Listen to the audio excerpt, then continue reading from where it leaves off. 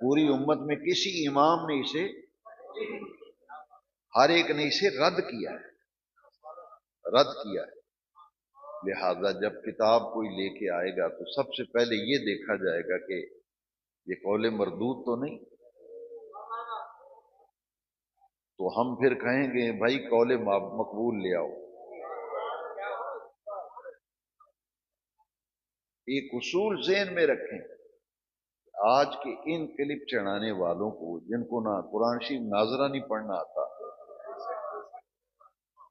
کسی عربی عبارت کو پڑھ نہیں سکتا، آپ یہ کہہ رہے کہ اس نے یہ کہہ دیا، اس نے یہ کہہ دیا۔